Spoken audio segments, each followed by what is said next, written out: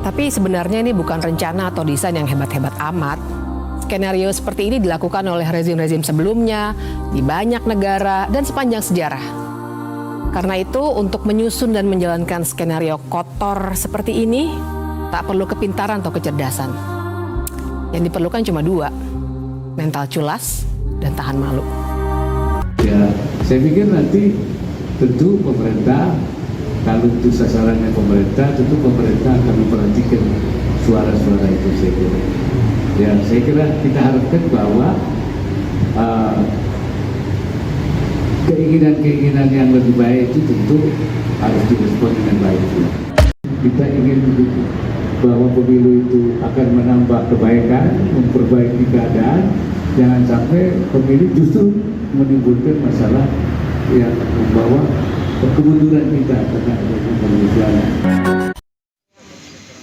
Oh, itu kan namanya black campaign.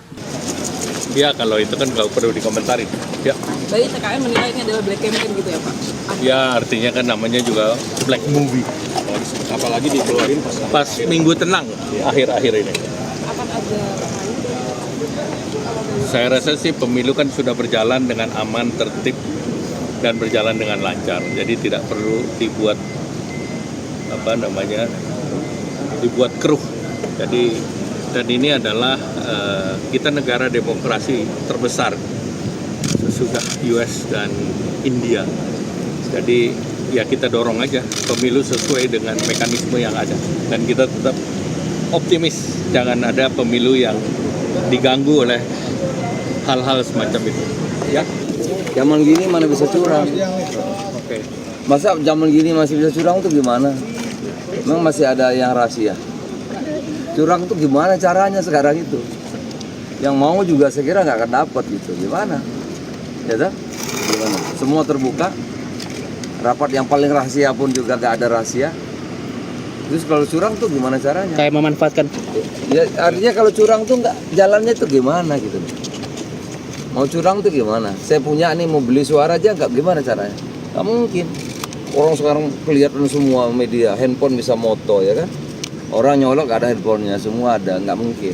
Jadi saya kira mari hari tenang ini ya kita jaga betul agar pemilu kita ini berlangsung dengan baik. Tidak mau berkomentar karena kami netral, dan terkait saya ada di situ. Memang betul saya dari sekalian presiden, tapi saya itu netral sejak awal. Saya jelaskan bahwa saya netral dan tidak pernah berpihak. Jadi ya silahkan teman-teman lihat kapan saya berpihak pada pihak tertentu. Saya netral dari awal. Iya, saya sudah nonton tadi malam, dan itu film itu betul luar biasa. Tapi semuanya kebenaran kan, karena lengkap dengan foto, lengkap dengan kesaksian. Tapi bagi saya kira film itu tidak masih ringan dibanding kenyataan yang ada di dewasa itu. Masih tidak semuanya, mungkin baru 25%. Karena tidak mencakup apa yang kejadian di daerah-daerah, apa yang kejadian di kampung-kampung, apa yang kejadian bagaimana bansos diterima orang, bagaimana datang petugas-petugas mempengaruhi orang, bagaimana. Jadi masih banyak lagi sebenarnya yang jauh lebih banyak. Mungkin sutradaranya lebih sopan lah. Seperti tadi dikatakan bahwa ini akan merusak pemilu kita dan membuat hasil bisa jadi cacat ketika itu dilaksanakan. Karena itu jangan lakukan kecurangan, hentikan. Mumpung masih ada 2 hari nih, jangan dikerjakan karena merusak semua. Seperti pertandingan sepak bola yang kemudian segalanya serba diatur sampai skornya diatur. Marah penonton marah.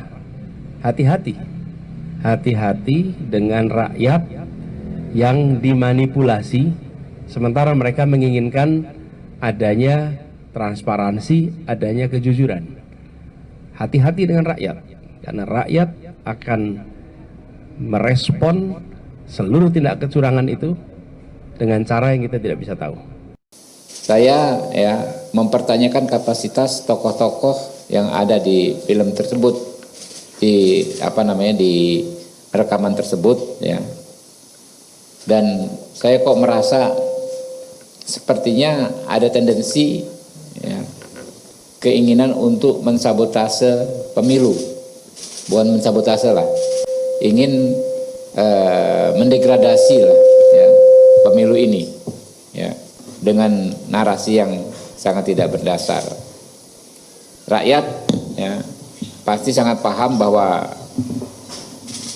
tokoh yang paling banyak disebut dalam film itu Presiden Joko Widodo ya, sangat berkomitmen menegakkan demokrasi.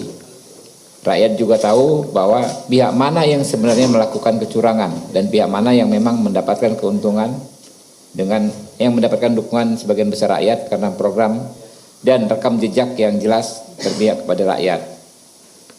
Kalau di film tersebut disampaikan oleh saudara Zainal Arifin Muchtar agar rakyat menjadikan film tersebut sebagai dasar penghukuman, justru kami khawatir rakyat yang akan menghukum mereka ya, dengan cara rakyat sendiri.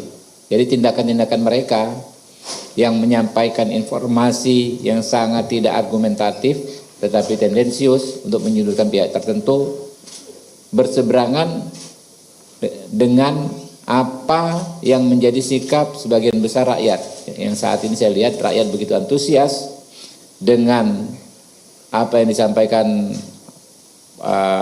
Pak Prabowo soal melanjutkan segala capaian pemerintahan yang ada sekarang ya. Intinya ya, kami menyarankan kepada rakyat untuk tetap tenang, tidak terhasut serta tidak terprovokasi oleh narasi kebohongan dalam film tersebut, serta tidak melakukan pelanggaran hukum. Kita harus pastikan pemilu 2024 berlangsung damai, luber dan jurdil. Pastikan rakyat untuk bisa menggunakan hak politiknya dengan sebaik-baiknya, karena itu akan menentukan masa depan kita semua ke depan. Nah, ada 3 hal ya teman-teman dalam film tersebut yang perlu kami soroti secara khusus.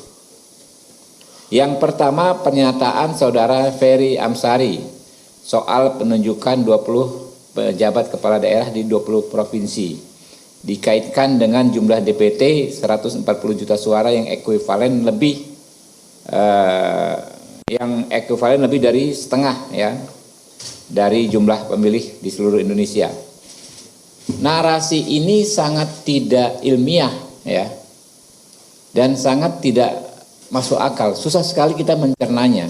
Bagaimana misalnya dia sebut Pak Jokowi menunjuk 20 juta PJ kepala daerah, jumlah penduduknya katanya lebih dari 50%, lalu dikaitkan dengan istilahnya orkestrasi pemenangan salah satu paslon dengan jumlah pemilih 50% lebih dan sebarannya memenuhi ketentuan pasal 6 Undang-Undang Dasar ya, yaitu 20% suara di setidaknya 50% provinsi.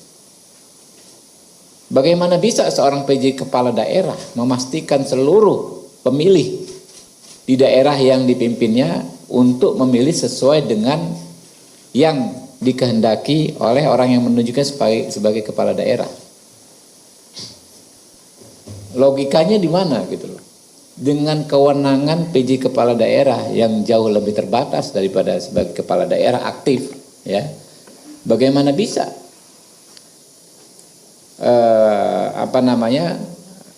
skenario yang disampaikan Ferry Amsari itu terwujud? 20 kepala daerah ini yang penduduknya lebih dari 50% ya, memastikan orang di situ memilih paslon yang diinginkan presiden semua. Nah, itu kan berarti benar-benar narasi yang sangat spekulatif ya, yang lemah secara argumen. Makanya jauh dari kata disebut ilmiah. Saya meragukan dia ini dokter atau bukan ya. Memang bukan dokter kali ya kalau Ferry Amsari ya, coba dicek gitu kan ya. Oh, belum, pantas juga. Jadi ilmunya belum sampai ke tingkatan yang filosofis, cara berpikirnya ya sangat patut dipertanyakan. Kemudian pernyataan Bivitri Susanti yang kedua ya. Gini ngomongnya, saya mau terlibat dalam film ini karena banyak orang yang akan makin paham bahwa memang telah terjadi kecurangan yang luar biasa sehingga pemilu ini tidak bisa dianggap baik-baik saja. Pernyataan ini benar-benar tidak berdasar. Tidak disebut peristiwa kecurangan yang mana ya. Peristiwanya yang mana? Apa buktinya? bagaimana status pelaporannya dan bagaimana status penanganan perkaranya. Kan kalau kita bicara soal kecurangan harus faktual. Misalnya kalau zaman dulu kan 2019 ada persoalan daftar pemilih ganda, sekian juta pemilih fiktif. Atau misalnya ada pengerahan ya, pemilih dari luar untuk memilih, jumlah angkanya jelas. Bagaimana dia bisa mengatakan bahwa ada kecurangan yang luar biasa? Apa luar biasanya gitu loh? Kalau ada 1-2 PJ kepala daerah melakukan apa yang disebut pelanggaran, apakah sudah diproses secara hukum? Jadi ini lagi-lagi murni asumsi. Yang ketiga ya, pernyataan Zainal Arifin Mokhtar. Ya, intinya mengatakan soal kepala desa, abdesi ya, yang dikatakan kepala desa digunakan untuk memenangkan paslon tertentu. Nah, ini juga nggak berdasar, ya, karena nggak disebut di kasus mana kepala desa ini sudah kerja, ya kan? Lalu memastikan warga di desanya memilih paslon tertentu. Bagaimana caranya? Sama kayak kepala daerah tadi. Kalau kita bicara hukum kan kita bicara sesuatu yang faktual. Kasusnya mana yang dilaporkan? Misalnya kepala desa A memaksa seluruh warga di desanya memilih paslon tertentu. Buktinya ada, saksinya ada, perkara yang sudah dilaporkan, Bawaslu sudah menangani dan Bawaslu membuat keputusan. Ya ini nggak ada semua. Jadi saya pikir ya, memang film ini sengaja didesain untuk diluncurkan di masa tenang ini ya. Ya karena cara-cara yang fair untuk bertarung secara elektoral sudah tidak mampu lagi mereka lakukan. Kita kan gini aja, kalau nggak suka dengan salah satu paslon, kan ini event pemilu. Ya kita dukung paslon yang lain, kita lakukan cara-cara yang sesuai koridor elektoral. Nah ini karena mungkin elektabilitas Pak Prabowo dan Mas Gibran terus meroket, bahkan sudah tembus batas psikologis sekali putarannya itu 50% plus 1 suara, maka dilakukanlah cara-cara yang ini. Ya kami yakin ini pasti nggak laku ya di hati rakyat yang seperti ini. Rakyat sudah tahu ya apa yang harus mereka lakukan tanggal 14 Februari mendatang. Disebutkan juga mengenai ahli-ahli hukum ya. Nah, saya ingin menambahkan satu hal saja. Kita membaca di media sosial dan mungkin juga media mainstream berita mengenai peluncuran film Dirty Vote. Ya. Film ini menarik. Saya baru saja selesai menyaksikan film Dirty Vote ini. Dibuat ya, dan ada 3 ya ahli hukum tata negara yang sangat reputable, punya reputasi yang baik, menjelaskan mengenai kecurangan-kecurangan yang sudah terjadi menjelang pemilu legislatif, menjelang pilpres yang akan kita adakan pada tanggal 14 Februari, Rabu yang mendatang. Jadi ini film yang bagus, ya. Kalau kita membaca dan ingin mengetahui magnitude pelanggaran, ya, pemilu yang sudah terjadi dan potensial akan terjadi, ya, pada tanggal 14 nanti. Nah, ini inline, sejalan dengan pemberitaan di media. Kalau kita bicara mengenai apa yang terjadi dengan kepala desa yang melakukan pengarahan dan intimidasi, film ini menjelaskan itu. Kalau kita concern dengan misalnya politisasi bansos, film ini juga menjelaskan mengenai itu. Kalau kita concern misalnya dengan bagaimana nanti penyebaran 20% suara misalnya, ini ada kaitannya juga dengan kebijakan misalnya membuat Papua menjadi 6 provinsi. Banyak hal-hal yang positif yang kita bisa lihat dalam film ini, walaupun Anda tentu boleh tidak setuju dengan film ini. Tapi menurut saya film ini adalah pendidikan politik yang bagus. Pendidikan politik yang penting buat masyarakat, buat kita semua, untuk punya kemelekan ya, atau literacy politik, political literacy ya, dalam memahami dinamika politik di Indonesia. Nah yang saya tidak mau adalah jangan baperan gitu. Banyak orang baperan kalau dikritik ya.